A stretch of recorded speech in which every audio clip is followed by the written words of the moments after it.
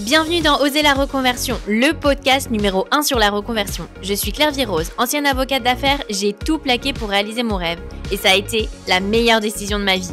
Si toi aussi tu as choisi une carrière par défaut ou pour faire plaisir à ton entourage, tu te demandes ce que tu fais encore dans ton job, découvre ici chaque lundi des invités qui te ressemblent et qui ont osé la reconversion dans tous les domaines. Ils nous racontent leur success story pour à ton tour oser la reconversion.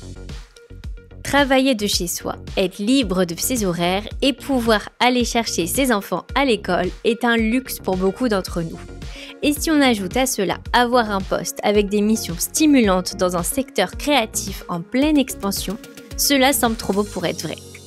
Et pourtant, c'est le quotidien des experts du digital, community manager et créateurs de contenu.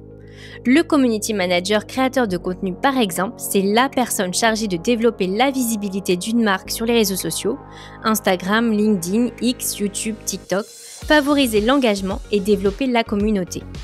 Le community manager créateur de contenu travaille à son compte en tant que freelance pour des marques de mode, beauté, lifestyle, des restaurants.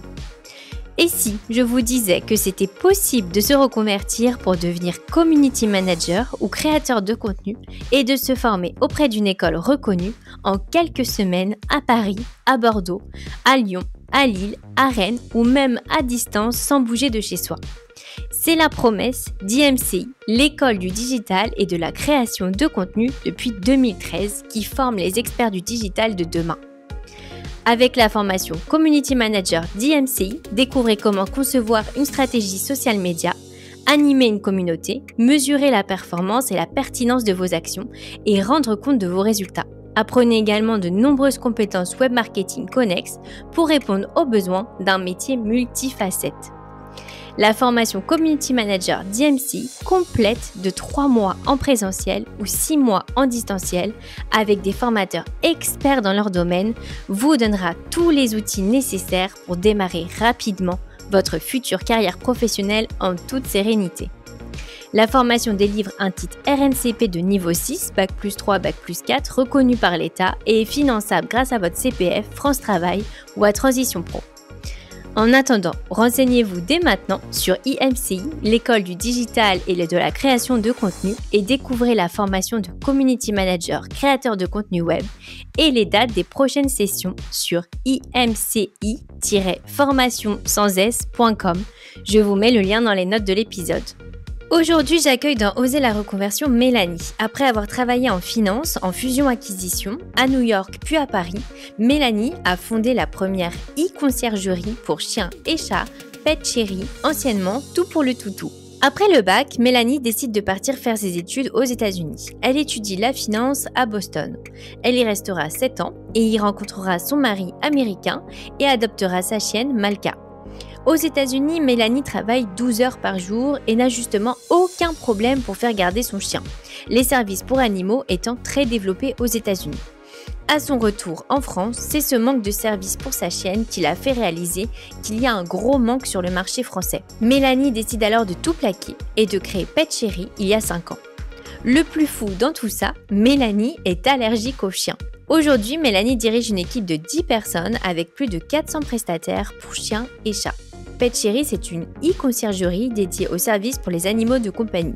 C'est de la mise en relation avec des partenaires de confiance pour des promenades, gardes, comportement, éducation, ostéopathie, massage, toilettage, livraison de nourriture ou accessoires, transport d'animaux à l'étranger. Alors avec Mélanie, on a évoqué sa carrière dans la finance, son coup de foudre pour sa chienne, comment elle a tout plaqué alors qu'elle aimait son job d'analyste financière, le développement de Pet Chéri avec leur ouverture récente à Londres et les joies et les galères de l'entrepreneuriat. Mais je ne vous en dis pas plus et laisse place à ma conversation avec Mélanie. Bonjour Mélanie, bienvenue dans Oser la reconversion, je suis ravie de t'accueillir. Bonjour Claire-Vie, merci beaucoup. Alors, est-ce que tu peux te présenter ? Bien sûr. Alors, je m'appelle Mélanie Gauthier, j'ai 31 ans, j'habite à Neuilly-sur-Seine et je suis la fondatrice de la première conciergerie pour les animaux de compagnie, Pet Chéri. Alors, ça n'avait absolument rien à voir avec ce que tu faisais avant. C'est un métier beaucoup plus sérieux. Est-ce que tu peux nous raconter un petit peu tes études et ton premier métier? Bien sûr. Alors, en fait, j'ai fait mes études aux États-Unis, à Boston. J'ai étudié un double master en finance et en marketing pour devenir analyste en fusion-acquisition et en private equity. J'ai travaillé à New York et j'ai travaillé dans d'autres pays également en tant qu'analyste, à la fois en private equity, en fusion-acquisition, en banque privée, vraiment pour découvrir un peu tous les côtés de la finance. Et j'adorais mon métier. C'était pas le problème de ne pas aimer ce que je faisais parce que j'ai toujours aimé travailler avec des gens et j'ai toujours aimé les chiffres. Mais c'est vrai que j'ai ressenti le besoin de changer de carrière à partir d'un moment, tout simplement parce que je suis tombée amoureuse de ma chienne. Mais mon métier était en effet très sérieux, très prenant, avec beaucoup de responsabilités, des responsabilités que je dirais très différentes de celles que j'ai aujourd'hui, mais tout en devant vraiment bien sûr garder la tête sur les épaules. Et alors, comment ça se fait que tu avais fait tes études aux États-Unis, à Boston? T'as une double nationalité? T'as un lien avec les États-Unis? Aujourd'hui, maintenant, j'en ai un parce que j'ai épousé un Américain et mon chien est américain. Donc, j'ai une majorité d'Américains à la maison, mais à l'origine, pas du tout. J'ai toujours eu une passion, je dirais, pour les langues, pour les cultures. J'avais envie de faire mes études dans un autre pays. J'ai grandi à Paris toute ma vie, donc j'ai pas eu d'accroche en particulier avec les États-Unis avant d'y faire mes études. Mais j'avais envie de faire des études qui étaient vraiment qui mettaient vraiment les mains dans le plat, je dirais. Et les études en France pouvaient manquer parfois un peu de peps et de choses comme ça. Donc j'ai décidé de faire des études qui pouvaient vraiment me former, non seulement bien sûr sur le papier, mais aussi dans la vie de tous les jours pour pouvoir gagner en confidence. Et c'est pas difficile en fait? Comment tu fais un peu? Tu dois postuler? Je savais même pas que c'était possible en fait pour des Français. C'est une vraie galère.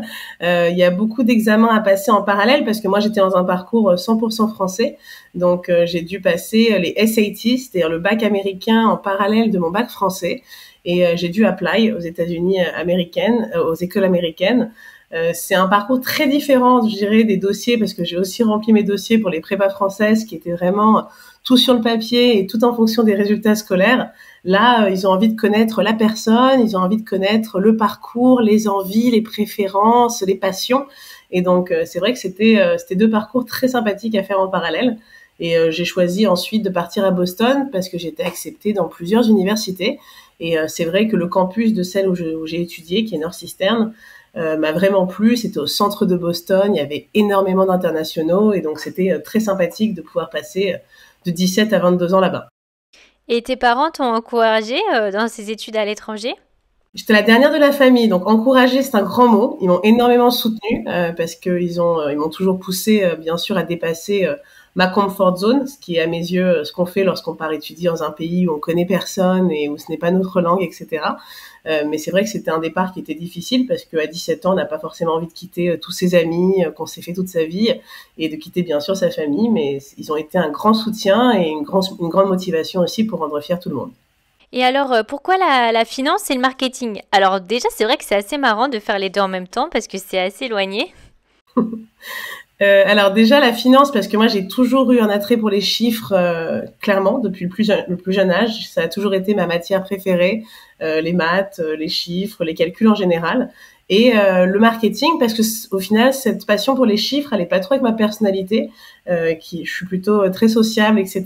Donc c'est vrai que j'avais envie de découvrir une double casquette parce que dans le métier de la finance il y a aussi bien sûr des côtés marketing lorsqu'on travaille en investor relation ou en choses comme ça. Et je pense que pour être une bonne consultante, il faut à la fois avoir la connaissance des chiffres, mais aussi être à l'aise, que ce soit pour parler ou pour échanger avec des personnes. Donc j'avais envie vraiment d'étudier les deux, de voir ce qui me plaisait. Bon, je suis plus allée quand même vers la finance au final, mais ça m'a permis d'apprendre beaucoup de choses, de faire du marketing également. Et aujourd'hui, dans mon métier, je suis ravie d'avoir fait ce double parcours. Oui, c'est sûr. C'est sûr que ça doit beaucoup te servir en tant qu'entrepreneur. Et donc, tu as commencé d'abord en private equity à New York. C'est ça. Et alors, comment ça se passe? Est-ce que c'est un peu comme dans les séries, tu dors pas, le stress, l'adrénaline? Alors, si ma première patronne me regarde, je dirais en effet que c'était extrêmement challengeant, que c'est bel et bien comme dans les séries, dans le sens où on travaille énormément. C'est très différent de la France de travailler aux États-Unis pour ces premières années. Je pense qu'il n'y a pas plus formateur, tout simplement parce que là-bas, on a une vraie culture du travail. On a envie de toujours faire mieux, on a envie de se dépasser. il n'y a pas de compter les horaires, il n'y a pas de choses comme ça. C'est vraiment, c'est comme dans les séries. On travaille énormément, mais il y a une ambiance de travail qui est vraiment très différente de celle qu'on a en France. Les gens ne cherchent pas vite à finir ce qu'ils ont à faire pour partir. Ils essayent au contraire de cultiver quelque chose sur leur lieu de travail qui est plaisant pour qu'en fait on soit content de s'y retrouver et que les relations même de travail ne soient pas uniquement que des moments à passer, que ce soit au contraire un moment agréable et un moment où on souffre, mais on souffre tous ensemble. Donc au final, c'est pas vraiment un problème. Qu'est-ce qui fait, tu penses, la différence avec la France? Parce que j'imagine que tu dis ça par rapport à comment ça s'est passé quand tu es arrivé à Paris. Parce qu'à Paris, tu travaillais chez EY ensuite. Comment tu l'expliques un peu cette différence de culture? Alors moi, j'ai travaillé dans 4 pays en fait au total, et c'est vrai qu'il y a que en France où la culture. J'étais pas que chez EY, j'ai aussi été chez Ardian en France. Donc j'ai été dans plusieurs sociétés.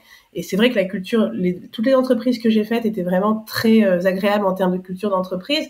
Mais c'est vrai que pour tout ce qui est les équipes, les tâches, etc., on essaye moins de nous faire sortir de notre petite box, je dirais, quand aux États-Unis, on nous pousse à toujours faire plus, à toujours aller plus loin, à se dépasser. Je dirais qu'en France, on veut quand même que tout soit très hiérarchisé, qu'on reste à notre poste, qu'on réfère beaucoup à notre hiérarchie, etc.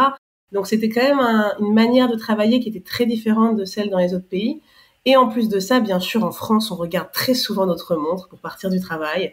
Je dirais que quel que soit le métier dans lequel j'ai été en France, les gens sont très attachés au fait de vite quitter le bureau pour aller retrouver leur vie sociale. Oui, c'est vrai, je pense qu'aussi c'est dû au fait que en France, on a moins l'opportunité de progresser rapidement, même si on montre qu'on peut le faire. Voilà, on va quand même attendre un certain nombre d'années de monter les échelons pour avoir la promotion. Et c'est ça, je pense, qui fait que ça enlève de la motivation et de l'envie d'aller au-delà de son poste, en fait. Exactement. Je trouve que c'est dommage pour les jeunes générations parce qu'au final, il n'y a pas de meilleur moyen que de devenir encore plus fort que ce qu'on est aujourd'hui, que d'essayer de se dépasser, d'essayer de sortir de ses limites. Mais c'est vrai que bon, c'est notre culture. On a d'autres qualités en France, mais c'est vrai que je suis ravie d'avoir fait mes premières années d'études, enfin mes études et mes premières années de travail à l'étranger. Je pense que ça m'a donné une force de travail qui est bien plus forte et qui me permet aujourd'hui de largement tenir le métier d'entrepreneuse. Et alors, tu t'es mariée avec un Américain. Et alors, comment vous avez choisi de rentrer en France? Vous aviez pas envie de rester aux États-Unis? On avait envie de rester aux États-Unis. Bien sûr, c'est un confort qui est très agréable. Mais moi, j'étais partie pendant 7 ans au total. Ma famille me manquait beaucoup. J'étais en train de devenir tata. J'avais vraiment envie d'être proche de ma famille, de voir ma nièce plus qu'une fois par an ou autre. Donc, j'avais envie de me rapprocher du monde européen, tout simplement. On a beaucoup hésité entre Londres et Paris, tout simplement parce qu'on sait tous que les Américains ne parlent pas toujours très bien français. Donc, on a beaucoup hésité. C'est vrai que j'avais envie de faire découvrir aussi ma culture à mon mari, à mon chien aussi, même si elle n'était pas tant ravie de ce changement, vu les services qu'on avait en France. Et donc, on a choisi la France. On s'était dit que ça serait au début que pour quelques années. Au final, ça va faire déjà 5-6 ans qu'on y est. Mais c'est vrai que j'avais envie tout simplement de me rapprocher de ma culture. Et en termes de travail, je pense que j'aurais toujours eu le doute de comment fonctionne en fait le travail de finance en général, etc. en France, si j'avais pas essayé de le faire. Donc c'est pour ça que j'avais aussi envie d'être analyste en France. Alors, tu as adopté ta chienne Malka aux États-Unis. Tout à fait. Alors, comment ça s'est passé? Raconte-nous, parce que tu étais encore analyste financière quand tu l'as adoptée. Ça paraît fou, hein, parce que c'est vrai qu'en France, en général, on n'a pas forcément des métiers très prenants quand on a un chien, parce que justement, il n'y a pas beaucoup de services. Donc toi, comment ça s'est passé l'adoption de ta chienne? Alors, je sais pas si c'est moi qui l'ai adoptée ou si c'est elle qui m'a adoptée, mais dans tous les cas, on s'est très bien trouvés. Et c'est vrai que là-bas, aux États-Unis, ça fait beaucoup moins peur d'avoir une vie très active, que ce soit dans le travail ou autre, et d'avoir en plus une vie de famille, parce que je considère que mon chien est le premier membre de la famille que j'ai eu. Et c'est vrai que aux États-Unis, déjà, il faut savoir que pour commencer, moi, je suis allergique aux chiens, donc je pouvais pas prendre n'importe quel toutou. On a dû vraiment trouver le mélange caniche qui allait me rendre être possible de devenir maman de chien. Trop rigolo que tu travailles avec des chiens en étant allergique. Mais c'est pas grave, je me suis un peu désensibilisée depuis quand même. Mais c'est vrai qu'à l'origine, j'ai toujours été très allergique aux chiens. Maintenant, donc ma chienne, je l'ai prise aux États-Unis. Je travaillais quand même 12 à 14 heures par jour, mais c'était pas un problème dans le sens où il y avait des services qui étaient extraordinaires pour elle. D'ailleurs, c'est en regardant le modèle américain qu'on s'inspire quand même un peu, tout en le changeant et en le rendant plus humain. J'avais aucun souci si je devais finir plus tard, si je devais m'organiser pour un voyage de dernière minute pour le travail ou autre. Là-bas, il y a des vrais services. Bon, on voit bien qu'on a des services pour les humains qui sont très efficaces par rapport aux nôtres en France. Et les services pour les chiens sont aussi très, très efficaces là-bas. Donc c'est vrai que ça n'a pas du tout été handicapant d'avoir mon toutou et de travailler de longues heures et que c'était quand même un bonheur parce que il y a tellement d'infrastructures, de choses qui sont faites pour les animaux que on se retrouvait quand même tous les week-ends et tous les soirs, etc. Et on pouvait vraiment faire plein de choses géniales. Donc je pense qu'elle aussi, le fait d'avoir passé ses premiers mois aux États-Unis l'ont rendue, je dirais, très à l'aise dans ses papates. Et c'est quoi les services un peu t'as ton chien à la maison et t'as des personnes qui viennent pour lui faire des promenades? Alors moi j'ai pris un toutou qui avait été très maltraité dans ses premiers mois, même si elle était très jeune quand je l'ai eue, elle avait que 3 mois et demi. Elle était extrêmement malade, elle avait de gros soucis de comportement parce qu'elle avait justement été maltraitée malheureusement dans l'endroit où je l'ai prise. À l'élevage en fait directement? C'était pas un élevage exactement, c'était vraiment c'était une sorte d'élevage mais qui était spécialisé dans les chiens hypoallergéniques. Et c'était censé être au contraire une maison du bien-être pour les animaux, etc. On a très vite découvert que c'était pas le cas, mais contrairement à la France où les choses ne bougent pas trop lorsqu'on découvre de la maltraitance, l'endroit qui avait 5 infrastructures aux États-Unis a déjà été rasé, fermé et amené en justice depuis parce qu'on s'est mis à plusieurs pour porter plainte. Donc au final, lorsque je l'ai prise, elle avait une grande anxiété de séparation, c'est-à-dire qu'elle se mangeait les mains, elle se mutilait les mains lorsqu'elle était toute seule. Donc je pouvais pas du tout la laisser, mais ça n'a pas été, comme je l'ai dit, un problème au final dans ma vie. Et donc je l'ai tout le temps fait garder parce que bien sûr l'anxiété de séparation, l'anxiété d'isolement, c'est quelque chose qui est très très dur à régler. Je pense que beaucoup de propriétaires d'animaux se reconnaîtront là-dedans, mais c'est vrai qu'il faut parfois adapter sa vie au contraire et pas forcément essayer de faire changer son chien. Donc j'ai bien sûr essayé de l'aider, mais j'ai pas toujours réussi. Et c'est pour ça que j'ai décidé de prendre des pet sitters, des prestataires qui s'occupaient de gérer son bien-être les moments où je n'étais pas à la maison. Donc il y avait des personnes qui venaient à la maison, qui s'occupaient de la garder sur place, de la promener. Comme elle était très jeune, on ne pouvait pas la promener énormément, on ne peut pas faire plus de 30-40 minutes en fonction de l'âge du chien. Et c'est vrai qu'elle était tout le temps chouchoutée par des personnes. On connaissait ces 2-3 pet-sitters qui faisaient un roulement en fait. Et j'avais aussi des personnes entre guillemets d'urgence quand je devais partir ou autre. Et sinon au pire j'appelais ma mère en secours de vite venir la garder. Mais c'est vrai que voilà, j'avais beaucoup de services pour elle. Et ce qui était vraiment génial, c'était qu'il y avait non seulement un service qui était pour la garder, mais qu'il y avait des moments pour la socialiser avec d'autres chiens, pour la faire rencontrer d'autres toutous, la rendre OK avec les chats, la rendre OK vraiment avec tout type d'environnement. C'est pour ça qu'elle n'a pas été seulement gardée dans un espace fermé. Ils l'ont beaucoup sortie. Ma chienne est extrêmement adaptable. Elle se tient mieux au restaurant que les 3/4 des humains que je connais. Et donc, c'est vrai que ça a vraiment permis qu'elle soit très épanouie et qu'elle puisse justement être amenée partout. Oui, en fait, c'était vraiment te remplacer et faire exactement ce que tu aurais fait. Exactement. En fait, il s'adapte 100% à ce qu'on souhaite pour le chien. Il demande ce que vous voulez qu'on fasse, ces activités ou ces activités-là. Et en fonction, ils vont vraiment s'adapter et faire ce qu'on souhaite faire avec notre toutou. Moi, j'ai expliqué que ça allait être un chien qui allait beaucoup voyager, qui allait beaucoup être amené en différents environnements, différents endroits. Et c'est pour ça que c'était très important pour moi d'avoir un toutou qui ne bronche pas, entre guillemets, dès qu'il y a un mouvement ou dès qu'il y a des bruits un peu trop forts ou ce genre de choses.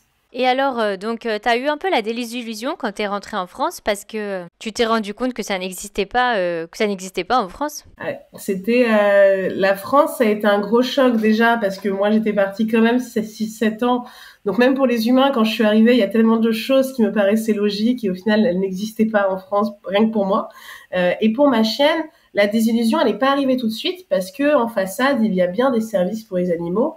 Il y a bien des sites internet, du bouche à oreille, des choses comme ça qui existent. Donc, les premiers mois où j'ai bêtement fait confiance à ce système français, je pensais que tout se passait bien. Et c'est vrai que c'est que quand ma chienne a subi plusieurs maltraitances que j'ai réalisé à quel point les services en France manquaient d'honnêteté, manquaient de tout simplement d'amour et de bien-être pour les animaux. Mais c'est vrai que ça a été une très grosse désillusion et ça a été un très gros choc. Donc je dis très souvent que ma chienne m'a fait réaliser un vrai manque dans le marché et que sans avoir eu un chien aussi sensible et sans avoir eu un standing, je dirais, de service aussi élevé dans le passé, je n'aurais probablement pas réalisé, comme beaucoup de maîtres aujourd'hui qui utilisent encore de nombreux services sans assez vérifier les personnes. Bah, c'est difficile parce que, en fait, comme pour des enfants, ils peuvent pas parler. T'as du mal à savoir. C'est vrai que moi, j'ai un chien, un cavalier King Charles, et je l'ai mis 3 semaines en plus parce qu'on partait à l'étranger dans un service de garde qu'on m'avait recommandé un peu haut de gamme, et en fait, elle est revenue, elle était malade, elle était un peu traumatisée, elle mangeait plus. Et en fait, c'est comme ça que tu te rends compte que ça se passe mal, mais c'est difficile à savoir. C'est ça. C'est vrai que à mes yeux, c'est très compliqué de savoir. Comme tu l'as dit, on ne peut pas rentrer le soir et dire maman, j'ai une mauvaise journée, la maîtresse n'est pas gentille avec moi aujourd'hui. Si on se rend pas compte, c'est vrai que c'est très compliqué. Et moi, j'ai eu au début des tout petits accidents où je me suis dit bah c'est peut-être vraiment accidentel, elle a peut-être pas vu ou autre, etc. Et c'est que quand ma chienne a vraiment été très blessée que j'ai réalisé là s'il y a vraiment un problème, même quand des problèmes se produisent, il devrait y avoir une transparence dont on manque réellement en France, ce que je peux comprendre, hein, mais ce que je peux pas cautionner lorsque c'est avec quelqu'un qu'on aime autant. Et alors, donc là, à ce moment-là, tu es toujours analyse financière. Tu te rends compte de ça et qu'est-ce qui se passe dans ta tête? Tu te dis, ok, il y a un manque, mais de là à te dire, je vais le faire moi-même. Alors moi, je dis très souvent que contrairement aux autres personnes que tu dois avoir dans ce podcast, ou contrairement aux autres personnes qu'on rencontre en entrepreneur, j'ai été un peu entrepreneuse malgré moi, c'est-à-dire que je n'ai pas voulu à l'origine quitter mon travail, je n'ai pas du tout voulu quitter ma carrière parce que comme j'ai dit, je l'aimais beaucoup, mais j'ai vraiment réalisé ce manque, j'ai vraiment réalisé que il y avait un trou dans le marché en fait, qu'aujourd'hui on pouvait se rapprocher de différents acteurs des services pour les animaux, mais qui était très difficile de faire le tri lorsque nous n'étions pas de ce secteur.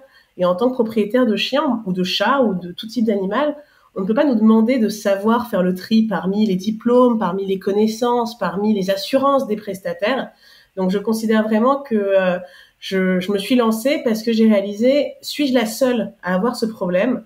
J'ai très vite compris que c'était pas le cas et je me suis dit que c'était le moment ou jamais pour essayer de révolutionner un petit peu ce marché, pour essayer, comme je le disais, d'approfondir et d'humaniser le modèle américain que j'avais connu, mais plus encore au profit des animaux et bien sûr au profit des animaux, mais aussi pour faciliter et pour tranquilliser les maîtres parce que je ne pouvais pas être la seule maman parano de chien qu'il existait aujourd'hui en France et donc c'est pour ça que j'ai monté cette conciergerie qui n'est pas seulement pour la garde, mais vraiment pour tous les services.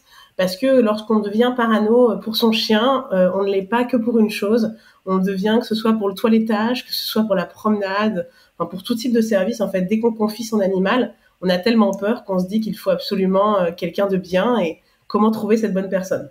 Oui, oui, oui, je me reconnais tout à fait parce que c'est vrai que moi, quand je change de toiletteur, je reste avec mon chien pour être sûre que tout se passe bien. Donc, je comprends tout à fait ce que tu veux dire. Et donc, comment ça s'est passé un petit peu bah voilà, le déclic de te dire, bon bah... Parce que t'aurais pu aussi te dire, bon, mon chien, ça va pas, je vais trouver un travail 100% en télétravail pour être avec elle, et puis voilà, comme ça, ton problème était réglé. Comment t'as eu le déclic de dire je vais lancer cette entreprise? Bah déjà, moi, mon déclic, la première réaction, ça a été en effet de me dire, bah, je vais prendre un travail en télétravail, mais au final, lorsqu'on est dans la finance, et je pense que beaucoup pourront s'y reconnaître, c'est très dur de trouver un métier 100% télétravail, où on fait quand même ce qu'on souhaite faire, c'est-à-dire en analyse financière, j'avais à la fois le côté, bien sûr, on a des heures sur l'ordinateur qu'on ne compte pas, mais on a quand même un effet très social, on parle aux clients, on échange avec les équipes, et c'est vrai que ça, en 100% télétravail, ça peut être un peu compliqué. Donc j'ai pensé à faire ça, mais au final je me suis dit là tu ne fais que réadapter ce que tu fais aujourd'hui au lieu d'essayer réellement encore une fois de te dépasser. Donc encore une fois de sortir de ta zone de confort. Je me suis dit qu'il fallait au contraire essayer. Maintenant j'ai 31 ans, mais à l'époque j'en avais que 25-26, et je me suis dit que c'était le moment ou jamais pour essayer de monter une entreprise, pour essayer de changer, comme je le disais, un marché que je trouvais malheureusement trop limité. Donc c'est pour ça que je me suis dit on va tout donner, on va tout essayer et on va au contraire donner plusieurs années de sa vie pour essayer de construire quelque chose. Donc je ne regrette jamais lorsque je vois que j'ai passé chaque jour depuis avec Malka à côté qui me dit quoi faire en tant que boss. Mais c'est vrai que c'était un grand switch, notamment parce que, comme je l'ai toujours dit, lorsqu'on est en finance, il y a quand même une grande hiérarchie, il y a quand même des équipes, etc. Et là, tout d'un coup, on devient patronne, on doit gérer des équipes, on doit gérer des gens. Donc, c'est quelque chose de très, très différent. Et bien sûr, je regrette jamais, mais c'est vrai que c'est un vrai challenge. Oui, alors aujourd'hui, vous êtes très développé puisque donc vous êtes une e-conciergerie dédiée aux services pour les animaux de compagnie. Donc en fait, vous mettez en relation avec des partenaires de confiance pour toutes les activités en fait pour des animaux, hein, donc promenade, garde, comportement, éducation, ostéopathie, massage, toilettage, livraison de nourriture ou accessoires. Et aussi, j'ai trouvé ça super intéressant, transport d'animaux à l'étranger. Ça, c'est toujours un problème. C'est un vrai sujet. Donc vous êtes beaucoup développé. Mais moi, ce que je voulais savoir, c'est comment tu as commencé au début. Est-ce qu'au début, finalement, tu faisais toi-même la garde des autres chiens? Comment ça s'est passé au tout début? Alors, pour être tout à fait transparente, en effet, au tout début, je me suis dit alors, moi, je ne serai jamais comportementaliste, mais je peux essayer de comprendre ce que c'est d'être pet-sitter. Je vais pas devenir toiletteuse ou masseuse tout d'un coup, mais qu'est-ce que c'est qu'être pet-sitter? Quels sont les diplômes qu'on demande? Donc, par curiosité et encore une fois par envie de savoir faire et de bien faire les choses, je me suis dit je vais passer le diplôme. J'ai passé l'examen qu'il fallait passer pour devenir pet-sitter. J'ai passé tout ce que je devais faire et c'est vrai que c'est là que j'ai réalisé le diplôme, en fait, n'apprend pas à bien s'occuper des animaux, n'apprend pas à les aimer, à se soucier de leur bien-être. Et j'ai bien sûr gardé quelques animaux au début, tout simplement parce que je n'avais pas assez de pet-sitters. J'ai tout de suite créé, par contre, un réseau de chouchouteurs, comme on les appelle, chouchouteuses. Donc, j'ai trouvé, à travers celles qui s'occupaient très bien parfois de Malka, et aussi à travers de nouvelles personnes, quand même un réseau solide de pet-sitters. Il y en a qui sont maintenant depuis 5 ans avec moi, depuis le tout début. Donc, il y en a bien sûr qui se sont reconvertis, mais donc j'ai monté doucement mais sûrement un réseau de 1 ou 2 toiletteurs, quelques pet-sitters, quelques promeneurs en forêt, des personnes que j'avais vraiment vérifiées. Et la question que je me posais à chaque fois, c'était est-ce que tu leur laisserais Malka sans te retourner et sans stresser? Ça serait vous mentir que de vous dire que je peux ne pas stresser du tout en la laissant, mais vraiment, j'ai appris à avoir une vraie tranquillité d'esprit parce qu'une fois qu'on comprend vraiment les valeurs et les méthodes, je dirais, des personnes, on est vraiment rassuré. Donc, j'ai bien sûr gardé des animaux, mais ça s'est pas très bien passé pour Malka, qui était pas du tout d'accord pour ce type-là de reconversion. Et surtout, c'était pas du tout ce que je souhaitais faire. Et j'ai surtout vraiment créé ce réseau petit à petit et pour vraiment pouvoir avoir doucement mais sûrement des personnes de confiance qui pouvaient s'ajouter à cette grande famille, quoi. Et comment ça s'est passé au début? T'as fait une application, un site internet? Alors, non. L'application, j'ai pas du tout fait une application internet au début. Nous, on a fait les choses à l'envers. Maintenant, les startups, on les voit, elles ont un site internet, une appli, avant même d'avoir un concept. Moi, en bonne financière, j'ai voulu faire d'abord un proof of concept, vérifier est-ce qu'il y a d'autres personnes comme moi, quel type de besoin existe, est-ce que c'est que de la garde, que de la promenade, est-ce que c'est en fait, tout simplement un ajout de différentes prestations dont les gens ont besoin. Et donc, on a fait un site internet qui était 100% vitrine, qui est celui qui est toujours présent aujourd'hui, même s'il a été un petit peu repimpé depuis. C'est vrai qu'on n'a pas d'application pour faciliter la prise de rendez-vous, la demande, etc. Donc, on a une application qui va sortir courant la 2025, donc début 2025, pour justement enfin faciliter toute cette prise de rendez-vous. Mais des sites internet, des applications, il y en avait déjà tellement. Je me suis dit, qu'est-ce qu'il faut de différent? Et en fait, ce qu'il fallait de différent, c'était vraiment un être humain derrière le téléphone, un être humain derrière l'ordinateur pour aider et pour aiguiller en fait le propriétaire d'animal sur ses besoins. Parce que même nous, en tant que propriétaires, parfois on ne réalise pas ce dont on a besoin exactement et en expliquant le problème, en ayant des vrais experts qui s'importent profondément de comment va aller votre animal, ça va tout changer. Et c'est pour ça que j'ai décidé de monter une e-conciergerie, c'est-à-dire une conciergerie digitalisée pour pouvoir bien sûr ne pas seulement avoir que quelques clients, avoir beaucoup de clients, mais pouvoir garder le même niveau de personnalisation et de qualité tout simplement pour chaque chouchou dont on s'occupe. Et comment t'as trouvé tes premiers clients? Parce que c'était un peu, j'imagine, d'autres maîtres de chiens de ton quartier au début. Exactement, du pur bouche à oreille, en parlant, en se promenant avec ma chienne, en expliquant ce que je faisais. Ça a été vraiment très naturel. C'est pour ça d'ailleurs qu'il y a beaucoup de mes premiers clients qui étaient des expatriés, parce que mon mari, en bon américain, dès qu'il a une minute, il parlait de l'entreprise. Et donc les premiers clients, c'était soit du coup des personnes qui avaient croisé mes proches, qui avaient croisé ma mère, qui expliquaient pourquoi j'avais quitté la finance, ou ou mon père bien sûr, ou des personnes qui avaient croisé mon mari. Donc c'est vrai que c'était quelque chose de très local, donc dans l'Ouest parisien au début. On garde une majorité de nos clients pour l'instant encore, même si on en a beaucoup dans l'Ouest parisien et dans le centre de Paris. Mais c'est vrai que maintenant on s'est vraiment développé, mais nos clients viennent seulement du bouche à oreille aujourd'hui. On n'a jamais fait d'ads comme font beaucoup de gens. Vous nous avez jamais vu imprimer dans le métro, vous nous avez jamais vu dans des endroits comme ça, parce qu'on a vraiment voulu grandir aussi à notre échelle. Donc, mais les premiers clients étaient vraiment des personnes comme moi, en fait, qui n'avaient pas forcément le temps ou la capacité de faire le tri parmi les prestataires. Bah, c'est vrai qu'en plus, entre maîtres de chiens, on parle beaucoup pendant les promenades. Donc j'imagine que ça va vite. Et alors, comment vous fonctionnez aujourd'hui si on veut être client? On paye au service, on paye un forfait.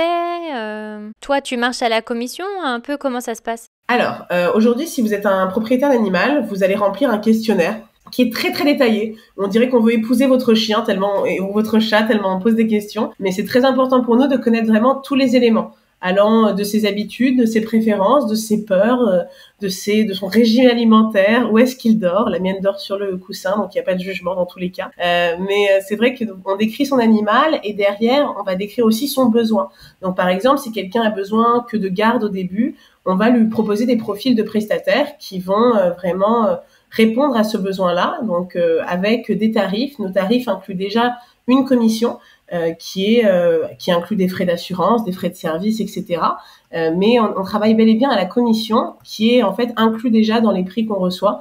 On est le seul intermédiaire qui ne prenons pas de commission au prestataire, ce qui fait que le prestataire garde justement sa même envie de faire du bon travail, de ne pas passer en dehors du système, de ne pas faire des choses comme ça. Donc c'est pour ça qu'on a aussi des prestataires qui sont là depuis très longtemps. Ça crée vraiment un lien et on est vraiment une ombrelle aussi pour ces chouchouteurs, chouchouteuses.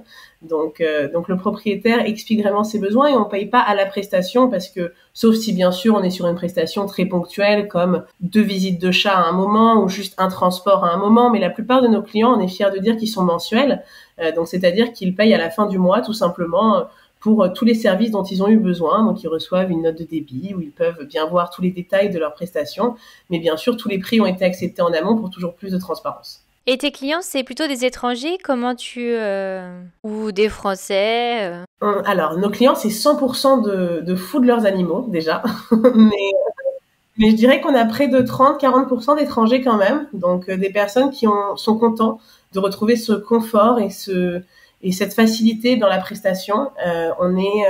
Au contraire, beaucoup de personnes nous disent « Ah, mais les gens qui vous utilisent, c'est que des personnes qui vont avoir des moyens très élevés ou des choses comme ça. » Et on n'explique pas du tout. On a tous les niveaux de prestation, on a tous les niveaux de prestataires aussi.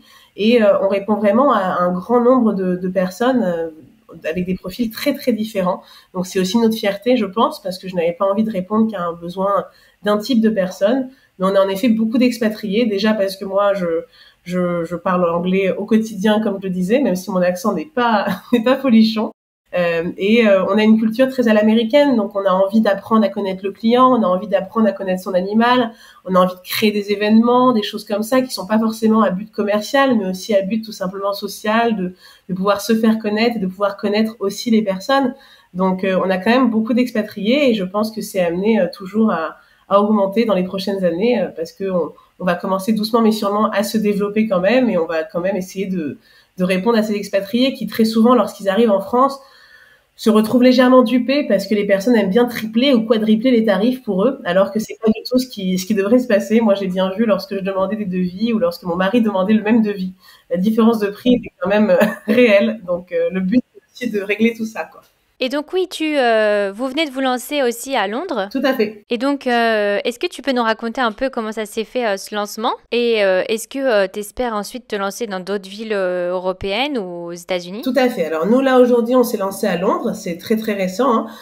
Donc le but, c'était vraiment simplement de pouvoir déjà suivre quelques-unes de nos clientes qui étaient reparties à Londres lorsqu'elles étaient à Paris. On s'occupait de leur animal assez longtemps. Et ensuite, bien sûr, de tester en fait cette entreprise dans un marché qui était plus mature, je dirais, et plus ouvert à ce type de mise en relation, parce que beaucoup de Français m'ont dit au début, mais quel intérêt de passer par un intermédiaire, autant rencontrer son pet-sitter en 5 minutes et voilà. Mais non, l'intérêt d'un intermédiaire, c'est de pouvoir justement avoir des solutions lorsque votre chouchouteur n'est pas disponible, être rassuré, avoir une vraie assurance, etc.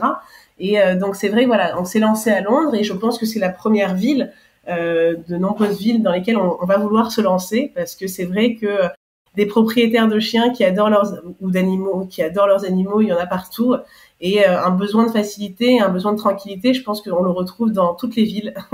donc voilà. Mais Londres, c'est vrai que c'est une très belle ville. Ils ont une très belle culture des animaux. Ils ont des tea time qui sont mieux faits pour les chiens que nous on a en France pour les humains. donc c'est vrai qu'on est très très contente d'être lancé là-bas et on cherche justement des personnes pour nous aider à développer cette ville. Et le but, c'est de pouvoir bien sûr avoir un jour une même emprise qu'à Paris. Et comment tu fais pour t'assurer de la qualité des prestataires à distance? J'imagine que ça peut être un peu plus compliqué quand tu commences à te développer dans d'autres villes. Tout à fait. Alors nous, on s'est développé d'abord dans d'autres villes françaises. On a été présente vers Lyon, vers le sud de la France, enfin dans différentes villes. Et c'est vrai que le recrutement, je dirais qu'il est difficile, quoi qu'il arrive, même quand on est en face de la personne, il peut être difficile. Mais on a un recrutement qui est quand même assez drastique, où on pose de nombreuses questions, on vérifie beaucoup de documents, etc. Donc, quelle que soit la personne et quelle que soit la distance à laquelle on l'interroge, il y a beaucoup de personnes qui se découragent, qui disent ah bah si je vais devoir envoyer des nouvelles tous les jours, si je vais devoir à chaque fois justifier ce que je fais avec l'animal, etc. C'est peut-être pas quelque chose qui est fait pour moi. Et donc nous, on préfère pas faire que mal faire chez nous. Donc on refuse énormément de prestataires, mais on arrive à faire quand même un beau tri, à la fois en vérifiant leur connaissance, leur amour des animaux, et bien sûr leur technique avec les animaux, parce que on serait très étonné de voir que beaucoup de personnes qui ont pourtant un diplôme ne rentreraient jamais dans notre réseau, tout simplement parce que leur technique n'est pas bonne ou parce que leur amour des animaux n'est pas assez prouvé et avéré pour nous. Donc je dirais qu'il faut faire preuve vraiment d'une même attention et d'une même paranoïa, encore une fois, très important lorsqu'on sélectionne les prestataires. Et alors, tu as une équipe aujourd'hui ? Tout à fait. J'ai une équipe. Donc, en termes de chouchouteurs, on a près de 400 chouchouteurs, chouchouteuses déjà en France. Donc, on a quand même un beau nombre de chouchouteurs, chouchouteuses. Et en termes d'équipe, on est une dizaine dans l'équipe. Donc, c'est toujours challengeant, mais c'est une très belle chose aussi. Et je suis très contente d'avoir une belle équipe très motivée. Oui, t'as beaucoup grossi en quelques années. C'est ça. Ça a beaucoup grandi en quelques années. Bien sûr, le facteur humain, je trouve que c'est toujours le plus compliqué lorsqu'on est entrepreneur, de devoir gérer des humains et de devoir trouver en fait les personnes qui vont avoir le même niveau d'exigence et le même niveau de qualité que vous avez vous-même pour votre entreprise. Mais c'est vrai que j'ai beaucoup de chance sur beaucoup de points et j'ai pu trouver des personnes très motivées en fait de faire partir d'un projet si enivrant et si révolutionnant d'un côté. Et c'est vrai que c'est une découverte tous les jours aussi dans ce qu'on peut faire et dans ce qu'on fera. Comment tu as financé ton entreprise? Est-ce que c'est de l'autofinancement? Est-ce que tu as réussi à en vivre rapidement? Est-ce que tu peux nous raconter un peu, parce que c'est vrai qu'une reconversion, il y a toujours un peu la peur de l'instabilité financière? Bien sûr. Alors, ça serait vraiment mentir de dire que j'ai réussi à en vivre rapidement. Ça serait même mentir de dire que j'en vis aujourd'hui aisément. Très honnêtement, moi, j'ai préféré. Alors, elle a été autofinancée au début à travers un financement familial et personnel, parce que je n'ai pas voulu prendre directement un partenaire financier, étant moi-même de ce secteur. Je savais qu'il fallait là aussi plutôt pas faire que mal faire. Donc, j'ai voulu attendre. Aujourd'hui, donc, du coup, bien sûr, on arrive à doucement générer un profit, mais c'est vrai que avec toutes ces idées qui germent dans ma tête, avec toutes ces envies toujours de dépasser ce qu'on fait, on se retrouve très facilement à investir en fait tout ce qu'on arrive à créer pour pouvoir faire justement voir ces idées qui ont doucement germé vraiment éclore en un beau projet. Donc et puis j'ai toujours préféré aussi engager des personnes et bien sûr payer mes employés pour pouvoir arriver à mes fins. Donc ça a été toujours ma priorité et encore une fois, on aurait pu être beaucoup plus profitable, beaucoup plus vite en faisant les choses différemment, mais on a préféré être là dans le long terme et vraiment créer quelque chose de nouveau. Donc c'est pour ça que nous, c'est plus dans le long terme et dans le nombre de clients qu'on arrivera à avoir que je pense on arrivera vraiment à avoir quelque chose de très profitable et pouvoir dire un jour que j'en vis aussi aisément qu'en finance, ça serait ça serait super. Mais c'est vrai qu'il nous faudra quand même un jour ou l'autre un partenaire, que ce soit financier ou stratégique, pour nous aider tout simplement, parce que même si j'adore aujourd'hui le niveau, l'indépendance et la croissance qu'on a, qui est vraiment extraordinaire pour une société qui n'a pas vraiment de marketing ou qui n'a pas vraiment, je dirais, énormément de moyens pour se développer, c'est vrai que comme j'ai jamais eu de couteau sous la gorge pour lever des fonds, ça me permettrait quand même d'aller plus loin et d'aller plus vite, de trouver la bonne personne, mais on prend son temps et on sait qu'un jour ou l'autre, on croisera cette personne-là. Quels sont un peu tes rêves, tes projets pour la suite? Alors, bien sûr, dans les projets, je pourrais citer d'autres ouvertures à l'étranger, parce que Londres, c'était que le premier pied à l'étrier, je dirais. Donc, on a beaucoup de villes où on souhaite se développer, pas forcément qu'en Europe, mais dans d'autres pays également. Et c'est vrai que on a aussi, bien sûr, un site internet, une application qui sort enfin, mais contrairement au marketplace qui existe aujourd'hui, on va quand même avoir des concierges qui s'occupent de faire le tri parmi les prestataires et de présélectionner des prestataires pour vous. Donc ça fait un outil beaucoup plus compliqué que ce qu'on pourrait trouver aujourd'hui sur Internet, et c'est pour ça que ça demande un niveau de développement un petit peu fort. On a aussi bien sûr le développement luxe qu'on cesse d'approfondir. On souhaite travailler, on travaille déjà avec plusieurs hôtels, plusieurs agences différentes de luxe et autres, donc pour pouvoir vraiment répondre aux besoins de leurs clients, vu qu'on a déjà un standing et une qualité qui est supérieure. C'est vrai qu'on répond beaucoup à ce type de demande. Et bien sûr, on souhaite continuer de se développer en pouvant aller dans d'autres villes françaises, en pouvant toucher plus de propriétaires d'animaux, en se faisant connaître, et aussi en travaillant avec des entreprises, parce qu'on pense que main dans la pâte, avec beaucoup de comités d'entreprise, avec beaucoup de sociétés, on peut réussir à mieux représenter, je dirais, les propriétaires d'animaux qui font partie de leurs salariés. Donc ça permettra aussi de toucher plus de personnes, tout en aidant en fait vraiment des propriétaires d'animaux. Donc toujours plus de chouchoutage et toujours plus d'amour pour leurs animaux. Et est-ce que vous auriez comme projet d'ouvrir un peu des sortes de crèches pour chiens? Parce que j'ai vu que ça existait justement aux États-Unis. Donc tu vois, dans l'idée d'une entreprise, tu déposes ton chien à la crèche de l'entreprise avant d'aller travailler. Est-ce que ça serait un projet? On en a souvent parlé. On m'a souvent dit que je devrais peut-être monter ça parce que j'avais déjà de la demande, parce que je comprenais ce que je voulais pour ma chienne. Donc ça serait super de pouvoir le faire pour d'autres. Mais je dirais que ça, je le laisse plutôt aux autres. Moi, mon but, ce sera toujours plutôt de vérifier les crèches pour chiens que les gens créent. Il y a plusieurs crèches qui existent. Il y en a avec qui on travaille d'ailleurs et qui sont super. Et il y en a avec qui on ne travaillera jamais parce qu'on ne les trouve pas super. Donc il y a vraiment des crèches pour chiens qui se créent. Et c'est super de voir ce projet justement se développer par rapport à la première année où on s'est lancé, où des gens disaient mais garder mon animal toute la journée, ça sert à rien, c'est pas un enfant. Maintenant, au contraire, les gens nous disent j'aimerais bien avoir des services aussi développés et autant de qualité pour mes enfants que vous faites pour mes chiens. Donc là aujourd'hui, on va pas se lancer là-dedans, mais on va continuer à chercher des partenaires. Donc que ce soit des crèches pour chiens, des hôtels pour chiens, des choses comme ça, on est ravis de pouvoir travailler avec eux après avoir bien sûr vérifié leurs locaux, encore une fois leurs employés, parce qu'il faut bien sûr vérifier les personnes qui s'occupent de nos animaux et vérifier encore toujours et toujours le bien-être qu'ils vont proposer pour les animaux. Comment réagit ton entourage à ta reconversion? Donc ta famille et ton mari? Alors, ça serait mentir de dire qu'au début, il y avait que de la fierté, parce que quand on quitte une carrière qui était très bien commencée dans un des secteurs de finance les plus compliqués, on se demande qu'est-ce qu'elle est en train de faire. Mais c'est vrai que dans mon entourage, j'ai eu beaucoup de soutien, énormément de compréhension, parce que les heures que j'ai pu faire en finance n'étaient rien par rapport aux heures que je fais aujourd'hui en tant qu'entrepreneur. Je pense que c'est vraiment inquantifiable à quel point, que ce soit mon mari, mes proches, mes amis, ont dû être patients pour pouvoir vraiment me voir parfois et pouvoir faire autre chose que venir à mes événements canins ou autres. Je dirais que la seule personne qui était vraiment ravie de cette reconversion et qui m'a vraiment poussée à le faire chaque jour, c'était mon chien, mais c'est pas très objectif. Donc j'ai eu vraiment beaucoup de soutien, que ce soit à travers le bouche à oreille qu'a fait, comme je le disais, ma mère, mon mari, ma sœur et autres, ou encore une fois toute l'aide, bien sûr, parce que mon père étant aussi en finance, toute l'aide et les critiques que j'ai pu avoir de ce côté-là pour pouvoir monter une entreprise qui n'était pas juste une start-up, mais qui était une start-up qui allait être très vite viable et qui allait être très vite ne pas tomber dans juste les crédits, les choses comme ça, et pouvoir au contraire monter quelque chose de très solide, de très sérieux. Donc je pense que ça fait aussi notre différence par rapport aux autres start-up qu'on trouve aujourd'hui un peu partout. Et comment ont réagi au début tes parents? Parce que c'est vrai de se dire ma fille est analyste financière et ensuite maintenant ils ont dû se dire elle fait de la garde de chien. Parce que c'est vrai qu'ils ont tendance à très vite résumer les parents.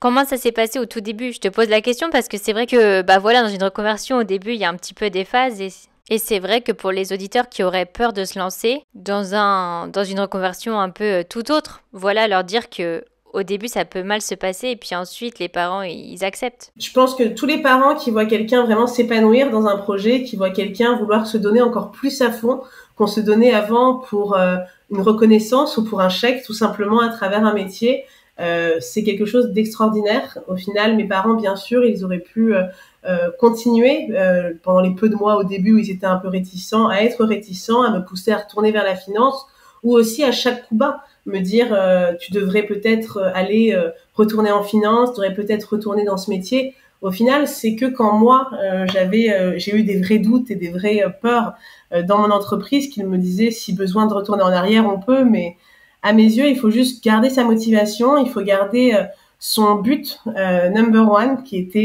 n'est pas forcément juste de quitter son travail, comme c'était vraiment pas pour moi, mais qui est vraiment de répondre à un besoin, répondre à un problème. Et les gens autour de vous, s'ils vous aiment et s'ils comprennent un peu ce que c'est que trouver vraiment un épanouissement et un bonheur personnel, ils vont forcément vous soutenir.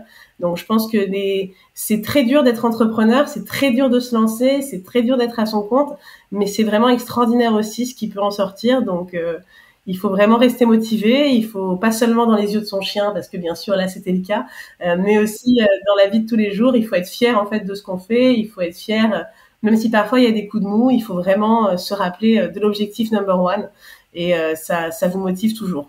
Ça t'est déjà arrivé, ouais, de te dire, bon, c'est trop dur, je vais retourner en finance? Surtout que ça te plaisait quand même ton métier d'avant. Honnêtement, bien sûr, pas du tout que pour le côté financier, parce que bien sûr le confort financier était une chose, mais encore plus pour le côté responsabilité. Même si j'avais de très grosses responsabilités en finance, c'était différent que de devoir gérer des humains, de devoir gérer du vivant.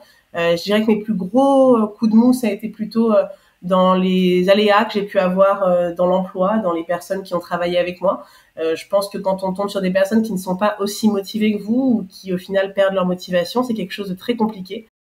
Donc c'était le plus gros challenge, mais en termes de quantité de travail et de développement, ça, j'ai jamais été démotivée. Et il faut pas se dire qu'au premier coup de mou, ça veut dire que c'était pas pour moi, je devrais retourner en arrière. Il faut au contraire se dire, voilà, ça c'est un challenge. Des challenges en tant que salarié, on en a aussi énormément. Et réussir à dépasser justement ces challenges, à aller plus loin, c'est une fierté après qui est extraordinaire. Donc je peux pas vous dire, j'en aurai pas d'autres des coups de mou, mais je peux vous dire que je vais vraiment essayer de me rappeler toujours à quel point c'est important en fait de faire ce qu'on a envie de faire et de vraiment se donner tous les moyens pour le faire, même si c'est beaucoup d'heures, beaucoup de travail et beaucoup de compréhension de la part de nos proches. Oui, c'est vrai que aussi après, c'est une fierté de se dire que c'est ta boîte, ton entreprise, ton projet. C'est aussi hyper motivant de se dire que tu travailles pour toi. Bien sûr. Et comme je l'ai dit, le jour où on lèvera des fonds et où je pourrai allier ces deux côtés de moi, qui étaient donc cette partie financière et cette nouvelle entrepreneuse que je suis, ça sera vraiment une très très grande fierté. Donc oui, en effet, il faut, comme je le dis, vraiment, il faut rester motivé, il faut rester heureux surtout, parce que lorsqu'on fait les choses par dépit, ça ne peut jamais aller bien. Il faut vraiment le faire avec joie. Donc, je pense que tous les entrepreneurs se reconnaîtront en moi lorsqu'on dit qu'on n'a pas d'horaire, qu'on a beaucoup moins de vie, mais qu'on a vraiment une passion réelle qui nous fait nous lever chaque matin. Alors, dernière question, c'est toujours la question de la fin. Quel est le meilleur conseil qu'on t'ait déjà donné? Alors, le meilleur conseil qu'on m'ait déjà donné, à part ne compte surtout pas tes horaires, je dirais que c'était vraiment, on m'en a donné énormément, mais on m'a surtout vraiment donné une fois le conseil de pas faire plutôt que mal faire, et je parle beaucoup de ça. Mais c'est vraiment ce que je fais au quotidien, que ce soit, comme je l'ai dit, dans les tris de mes prestataires, que ce soit dans les prestations qu'on va accepter, que ce soit dans la manière dont on va gérer les problèmes ou gérer les choses. Je pense qu'il faut vraiment mieux ne pas faire que de mal faire les choses. Il faut toujours vouloir garder ce niveau de qualité qu'on a pour nous-mêmes et qu'on a donc pour notre entreprise. Donc, je dirais que c'est la chose vraiment à garder en tête et qu'il faut surtout pas perdre ça, parce que le jour où on commence à ne plus faire au même niveau que ce qui nous a motivés au début, c'est dommage, et il faut jamais arrêter de cesser d'être meilleur, de vouloir être meilleur. Et alors, quel conseil tu donnerais aux auditeurs qui hésiteraient à se reconvertir ? Je pense qu'il faut vraiment peser le pour et le contre, mais surtout peser le pour, parce que le contre, il y en aura toujours dans tous les projets de la vie. Donc, à toutes les personnes qui hésitent à se reconvertir, je leur dirais vraiment de ne pas trop hésiter non plus, que retrouver un travail de salarié, c'est toujours quelque chose qui sera simple, même si bien sûr, tous les métiers sont différents. Je pense que des personnes qui font partie d'entreprises, il y en aura toujours, alors qu'avoir envie vraiment de pousser un projet, avoir envie de tout donner pour tout changer, c'est quelque chose que tout le monde ne ressent pas. Et c'est très très important à mes yeux de vraiment se lancer là-dedans et de vraiment ne pas trop se retourner en arrière, parce que quand on se retourne en arrière, on se dit toujours bon, peut-être que c'était sympa ce qu'on avait quand même, mais non, il faut vraiment garder la tête haute et continuer à être motivé pour changer les choses. Moi, je dirais que si on a vraiment cette petite passion en soi, il faut l'approfondir, il faut la pousser, parce qu'il vaut vraiment mieux vivre avec des remords qu'avec des regrets. Oui, c'est vrai, faut aller au bout de son rêve. Exactement. Sinon, on se réveille un matin et on se dit, mais pourquoi j'ai jamais essayé ? Un grand merci Mélanie, donc je mettrai tous les liens de tes réseaux sociaux pour les auditeurs qui voudraient te suivre. Merci pour tout ce que tu as partagé. Super, merci à toi. Si vous avez aimé l'épisode, abonnez-vous et laissez-moi un commentaire si vous écoutez l'épisode sur YouTube, et si vous écoutez l'épisode sur Apple Podcasts, Spotify ou Deezer, abonnez-vous et laissez une note 5 étoiles et un avis. C'est ce qui donne le plus de visibilité à ce podcast. N'hésitez pas à en parler autour de vous et à partager l'épisode sur les réseaux sociaux pour aider un plus grand nombre à oser la reconversion. Si vous souhaitez suivre les dernières actualités du podcast, rendez-vous sur notre compte Instagram @oserlareconversion, et pour prolonger la discussion, rendez-vous sur notre groupe Facebook dédié aux auditeurs. Ensuite, si vous cherchez toutes les notes avec les références, allez dans le détail du podcast. Si vous souhaitez devenir annonceur, me proposer un invité ou me poser des questions, je serai ravie d'y répondre par mail à l'adresse partenariat@oserlareconversion.com.